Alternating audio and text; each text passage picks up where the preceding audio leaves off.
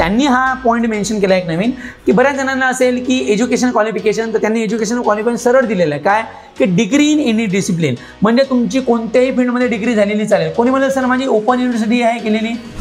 मित्रांनो बघा, जसे बॉम्बचा जसा वर्षाव होतो ना, तशाच प्रकारे एक नोटिफिकेशनचा कंटिन्युअस वर्षाव होता आहे यावर्षी. 11 पब्लिक सेक्टर बँकसाठी एक रिक्रुटमेंट होणार आहे. मग जेव्हा तुम्ही फॉर्म फिल कराल तेव्हा तुम्हाला तो बँकेचा प्रेफरन्स विचारणार. ठीक आहे, डन. कोणी म्हणेल सर मी 20 जुलैला 20 वर्षाचा कंप्लीट होतो, तर चालणार नाही, कारण 1 जुलैपर्यंत झालेलं पाहिजे 20 वर्षाचं. की मी ओबीसी कॅटेगरीनं बिलॉंग्स करतो, तर त्या ओबीसी कॅटेगरी, कारण काय असतं की काही कॅटेगरी असतात की समजा महाराष्ट्राची जर गोष्ट घेतली आपण, एनटी कॅटेगरी आहे जी महाराष्ट्रामध्ये, म्हणजे जे एनटी कास्टवाले आहेत ते महाराष्ट्र सेंट्रलमध्ये ओबीसीमध्ये येतात. ओके, म्हणजे ही असं क्लिअर चांगलंच असायला पाहिजे सिबिल स्कोअर, तरच तुम्ही अप्लाय करा असं म्हणणं नाही आहे त्यांचं.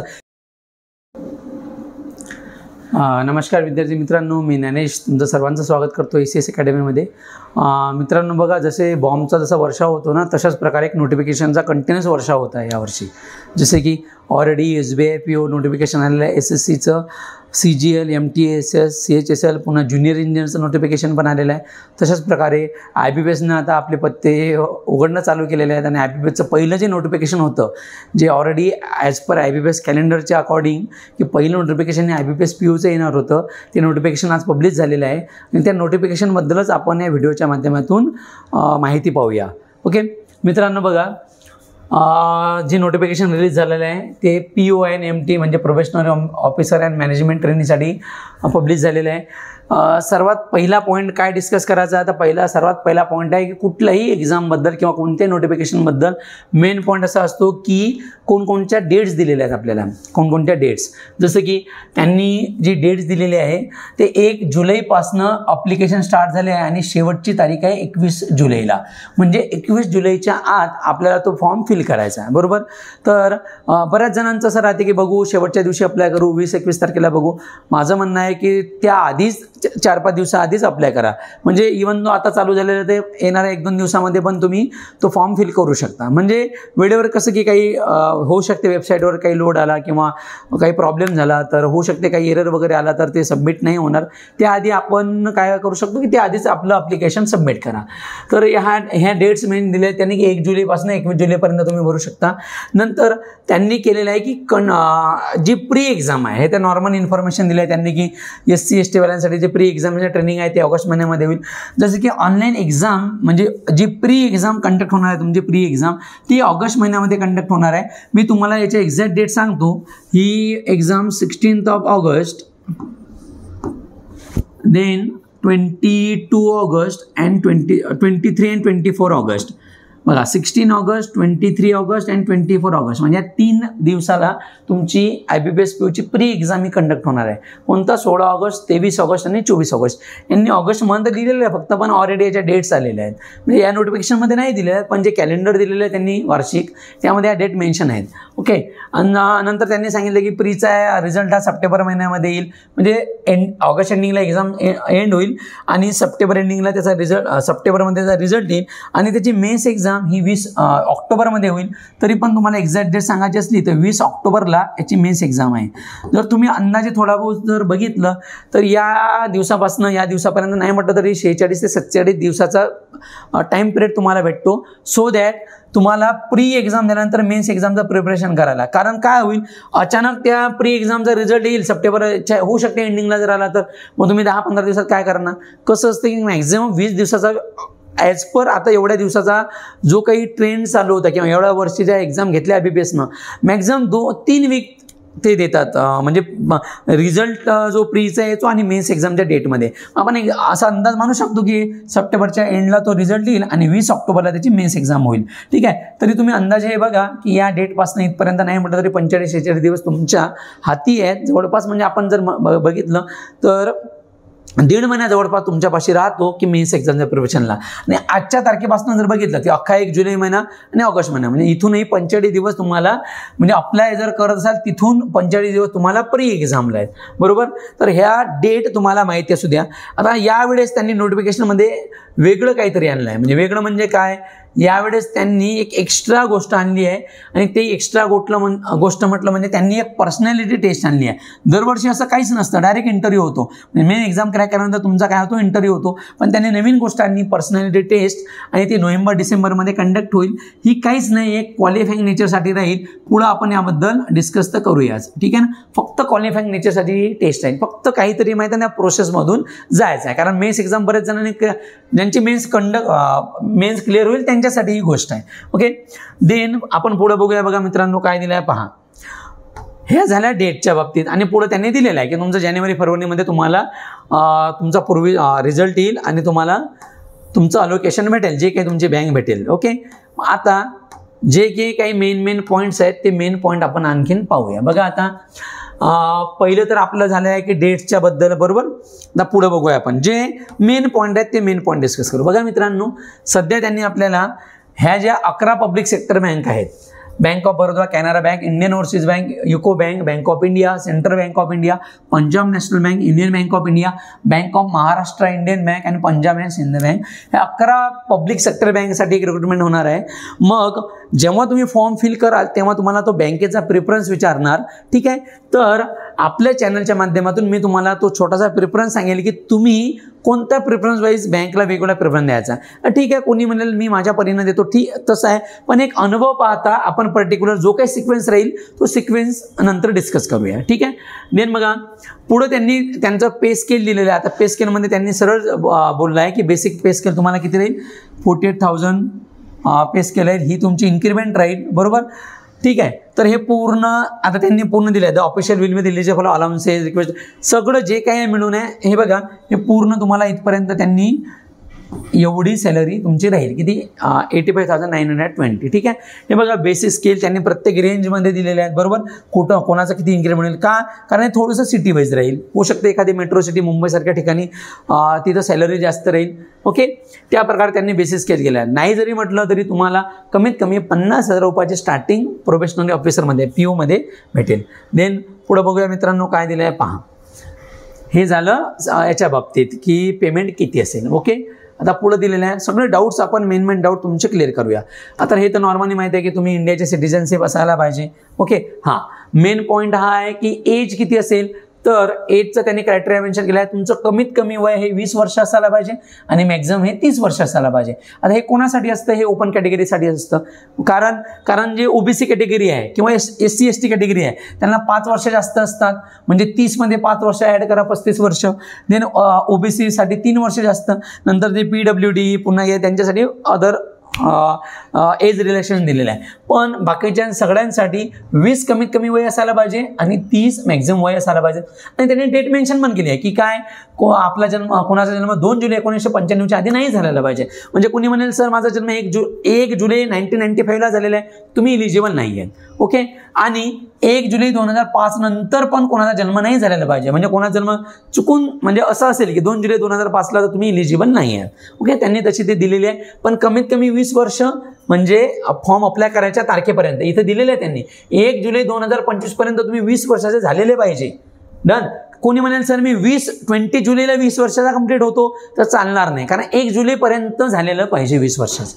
आणि मॅक्झिमम वय तुमचं किती आहे, 30 वर्ष असायला पाहिजे. ओके, आणि खाली एज रिलॅक्सेशन त्यांनी दिलेलं आहे.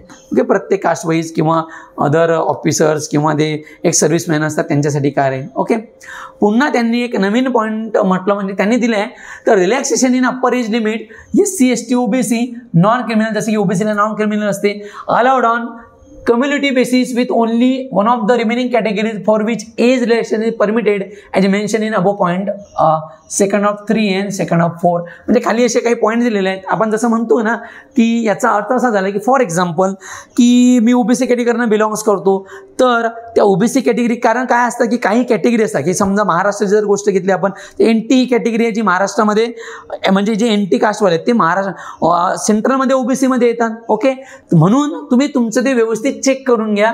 त्यांनी त्या पॅराग्राफमध्ये बरेच पॉईंट दिलेले आहेत, मेन्शन केलेले आहेत. देन तुमचं हे आता बघा SC ST मुलांसाठी जे कास्ट सर्टिफिकेट असते ते तर स्टेटचा आणि सेंट्रलचा सेमच असतो. बट OBC किंवा EW साठी जी कॅटेगरी राहते आता त्यांनी दिलेलं आहे की त्यांचा जो काही क्रायटेरिया असतात त्या क्रायटेरिया तुम्ही ते फिक्स बसायला पाहिजे. ओके, पुढं काय दिलं आहे बघा, हे पुढे त्यांनी तेच दिलेलं आहे की ओबीसी कॅटेगरीचं जे काही आहे काय म्हणतात नॉन क्रिमिनल वगैरे ते व्यवस्थित डेट्समध्ये किंवा त्या फायनान्शियल इयरमध्ये असायलाच पाहिजे.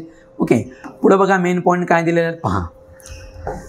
आता हे व्हिज्युअली जे ब्लाइंडनेस कॅटेगरी असतात किंवा सिलेबर पाल्सी जे लोक असतात किंवा याच्या काय हिअरिंगमध्ये जे प्रॉब्लेम असतात त्यांच्यासाठी जे काही रूल दिलेले आहेत हे तर पर्टिक्युलर दरवर्षीचे तेच ते असतात. ठीक आहे ना. ओके, पुढचा मेन पॉईंट बघा काय दिलेला आहे त्यांनी पहा. पुढं दिलेलं आहे त्यांनी जो कोणी ब्लाइंड वगैरे किंवा जो कोणी स्क्राईब असेल तर म्हणजे एखादा जे असं आपण म्हणतो PWD ॲस्पिरंट असतो, कोणी ब्लाइंड किंवा पाल्सी वेगवेगळे जे त्यात प्रकार येतात त्यांना जर स्क्राईब पाहिजे असतात तो स्क्राईब हा एक स्टेप कमी शिकलेला असावा. म्हणजे जर कोणी ग्रॅज्युएशन झालेलं असेल तर त्यांना जो स्क्राईब नेला तो ग्रॅज्युएशनचा कमी झालेला म्हणजे कमी शिकलेला असावा. जसं की 3rd इयरला असेल तर 2nd इयरला किंवा 1st इयरला किंवा 12वी बेस एक स्टेप खाली असायला पाहिजे. ओके, असं मेन्शन केलेलं आहे. तसं एवढं काही फॉलो नाही करत पण असं त्यांनी मेन्शन केलेलं आहे की असं असायला पाहिजे बाळांना. हे तर त्यांच्यासाठी आहे. ठीक आहे. आता त्यांनी EWSसाठी जे काही क्रायटेरिया आता हे तर जवळपास सगळ्यांनाच माहिती आहे. त्यांनी हे दिलेलं आहे काय की 5 एकर लँड याच्यावरती नसायला पाहिजे किंवा 1000 स्क्वेअर फूट तुमची जमीन असायला पाहिजे किंवा प्लॉट 100 स्क्वेअर फूट नसायला पाहिजे म्युन्सिपॅलिटी म्हणजे मोठ्या शहरामध्ये महानगरपालिकेमध्ये असं त्यांनी इन्फॉर्मेशन दिलेली आहे. आता हे तर दरवर्षी जी असते तीच. ठीक आहे, ही काही डिस्कस करायची गरज नाही आहे. ओके, पुढं बघा काय दिलं आहे त्यांनी.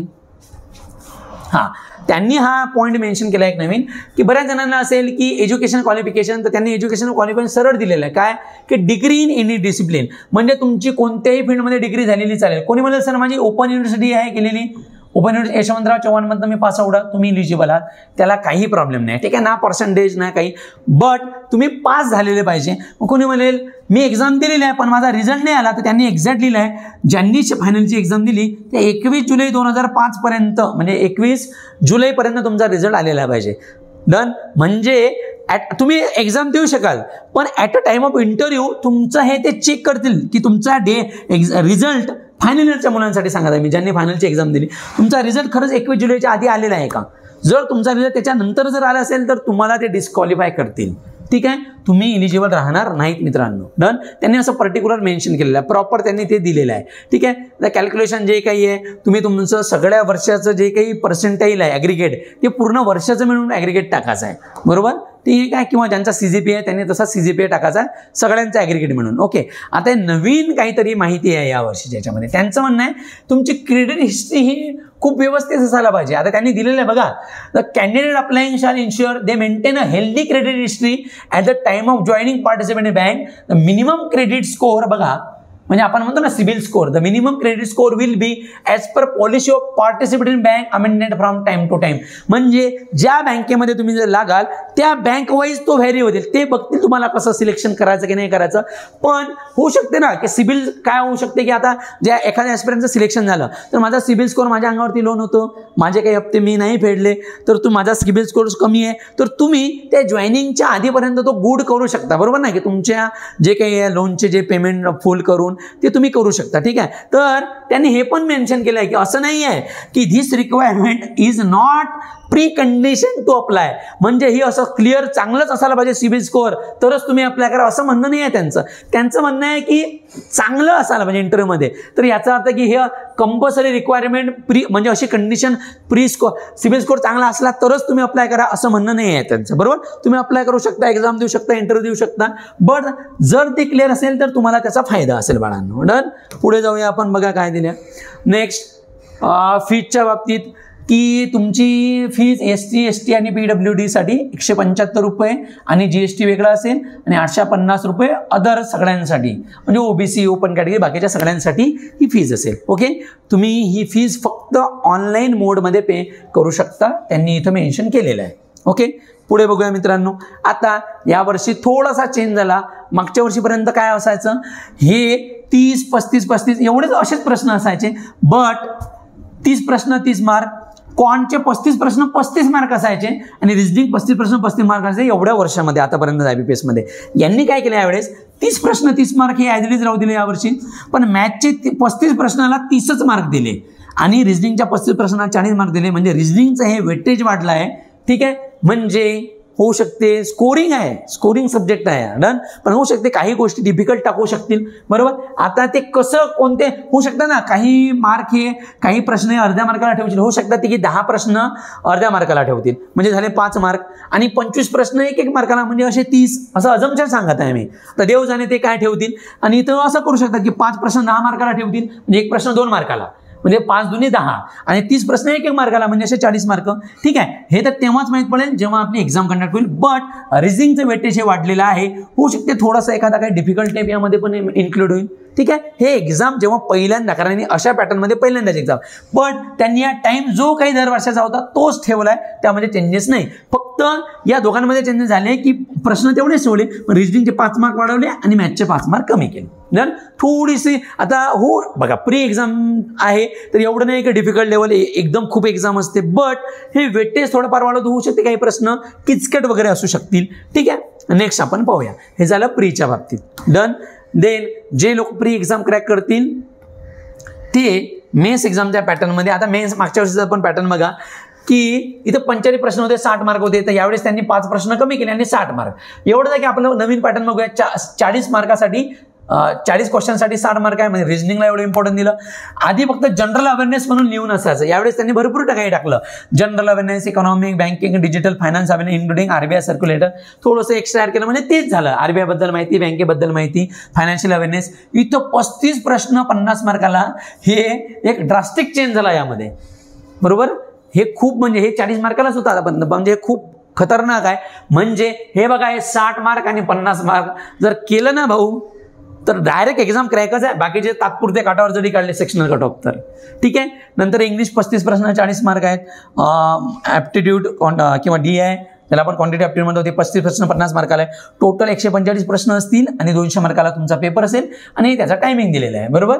थोडेसे मागच्या वर्षी याच्यामध्ये म्हणजे टायमिंगमध्ये आणि याच्यामध्ये त्यांनी चेंजेस केले आहेत. आणि डिस्क्रिप्टिव्ह पेपर हा एसे रायटिंग अँड कॉम्प्रिहेन्सिव्ह असेल, एक एसे असेल आणि 25 मार्कासाठी असेल 30 मिनिटासाठी. आणि त्यांनी पर्टिक्युलर मेन्शन केलं आहे की जे काही डिस्क्रिप्टिव्ह पेपर असेल एसे आणि हे पर्टिक्युलर खास करून आम्ही जास्त बेस करू की इकॉनॉमिक सोशल इश्यू बरोबर ना, इकॉनॉमिकचे रिलेटेड किंवा सोशल इश्यूच्या रिगार्डिंग इमर्जन्सी किंवा वेगळ्या बँकिंगच्या ट्रेंड, टेक्नॉलॉजी किंवा करंट इव्हेंट काही विचारू शकतात. म्हणजे एखादं एक्झाम्पल झाल्याचं म्हणणे आजकाल असे वॉर झाले तर होऊ शकते टेक्नॉलॉजीचे वॉर, टेक्नॉलॉजी रिगार्डिंग असा काही असेल. ठीक आहे ना, अशा वेगवेगळ्या गोष्टी किंवा बँकिंगच्या म्हणजे इकॉनॉमिक्समध्ये काही चेंजेस झाले त्याबद्दल ते काही देऊ शकतील. ओके, नेक्स्ट आपण पाहूया.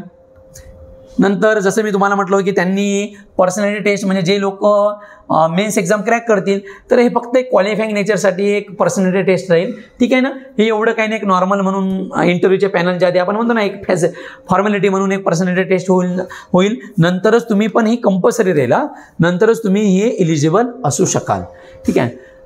नंतरचा मेन पॉईंट आपल्याला काय दिला आहे बघा, प्री आणि प्रीचे दोघांमध्ये निगेटिव्ह मार्किंग आहे, 0.14 निगेटिव्ह मार्किंग राहील.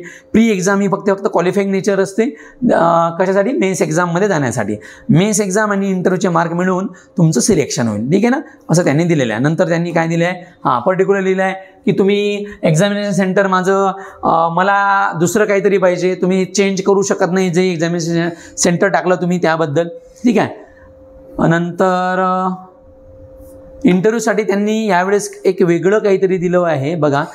इंटरव्ह्यूसाठी त्यांनी दिलेलं आहे, जर इंटरव्ह्यूमध्ये एखाद्या व्यक्तीला म्हणजे ओपन कॅटेगरीला 40% कमी मार्क भेटतील किंवा SC ST OBC साठी 35% जर कमी मार्क भेटतील तर ते आम्ही interview will be not the total marks allotted for interview are the minimum qualifying mark in interview will be the not be less than. म्हणजे 40% जर इंटरव्ह्यूपेक्षा कमी मार्क आले तर आम्ही तो डिस्प्लेस नाही करणार. तू म्हणाल सर रिझल्टमध्ये मला नाही माहीत पडलं इंटरव्ह्यूमध्ये, जर समजा आता 40% म्हणतो म्हणजे जे काही इंटरव्ह्यूला मार्क असेल त्या 40% पैकी जर मला 30% मार्क भेटले इंटरव्ह्यूमध्ये तर आम्ही तुम्हाला नाही सांगणार तुम्हाला किती मार्क पडले.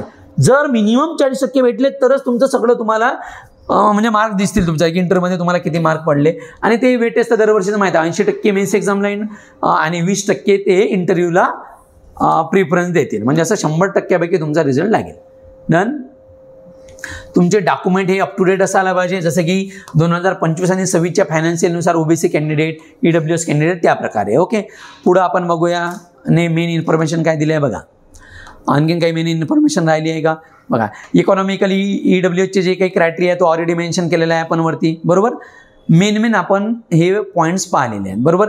देन आपण म्हणतो रेशन कार्ड किंवा आधार कार्ड, त्याबद्दल आता हे फीजच्या बाबतीत ऑलरेडी आपण बघितलेलं आहे. अप्लाय कसं करतात, आता दरवर्षीची तीच प्रोसिजर आहे, फोटो, सिग्नेचर, थंब, यामध्ये काही चेंजेस नाही झालेला आहे. ओके. नंतर पुढं आपण बघूया, मॅक्झिमम आपण डिस्कस केलेला आहे, तरी पण एखादा काही पॉईंट जर मागे पुढं असेल तर आपण तो पाहूया. ठीक आहे. पुढं त्यांनी बँकेचे अलोकेशन दिले आहेत की कोणकोणत्या बँकेला किती जागा दिलेल्या आहेत त्यांनी, बरोबर. आता हे तर नॉर्मल आहे की एक्झामिनेशनच्या हॉलमध्ये काय घेऊन जायचं काय नाही आहे, हे दरवर्षीचं जे असते तेच आहे, त्यामध्ये काही चेंजेस दिलेलं नाही आहे. ओके. पुढं पाहूया आपण काय दिलेलं आहे बघा. हां, ज्या बँका आता आपण पार्टिसिपेट करणार आहेत त्या बँकेचे त्यांनी इन्फॉर्मेशन दिले आहे. जसं की SC वाल्यांसाठी बँक ऑफ बरोडाच्या 150 जागा, ह्या प्रत्येक कॅटेगरीमध्ये जागा आहेत. म्हणजे ह्या टोटल 11 पब्लिक सेक्टर बँक म्हणून SCच्या 7, 18 अशा प्रत्येकाच्या जागा द्या. टोटल 5208 आणि ह्या मागच्या वर्षी PWCच्या जागा. आता बऱ्याच बँकांना NR लिहिलं आहे बघा, NR म्हणजे नॉट रिपोर्टेड. इंडियन बँकनं नॉट रिपोर्टेड आहे, युको बँकनं आणि युनियन बँक ऑफ इंडियानं.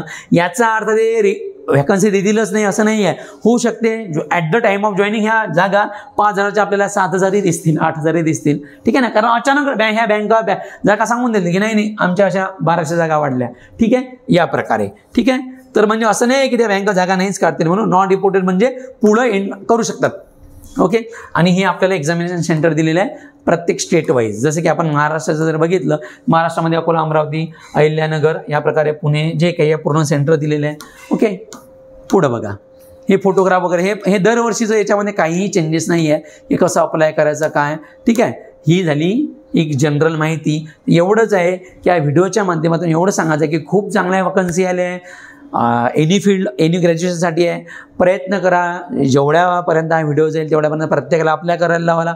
प्री एक्झाम प्री क्रॅक केली तर मेन्स एक्झाम, मेन्स झाली तर इंटरव्ह्यू होऊन तुमचं सिलेक्शन होईल. ठीक आहे. एवढ्या चांगल्या अपॉर्च्युनिटी येत आहेत, त्या अपॉर्च्युनिटीचा नक्की आपण फायदा घ्यायला पाहिजे. ठीक आहे. आणि प्रत्येकाने प्रयत्न करायला पाहिजे की आपली एक्झाम निघून होतो सेकंडरी पार्ट झाला, बट कुठल्याही आपण म्हणतो ना की एका युद्धाला आपण फेस करायला पाहिजे, म्हणजे त्याबद्दल पण आपल्यामध्ये अवेअरनेस पैदा होईल. ओके. आय होप तुम्हाला व्हिडिओच्या माध्यमातून एक्झाम कशी कंडक्ट होते त्याबद्दल जे मेन पॉईंट आहेत ते आपण डिस्कस केलेलं आहे. आय होप तुम्हाला ते क्लिअर झाले असेल.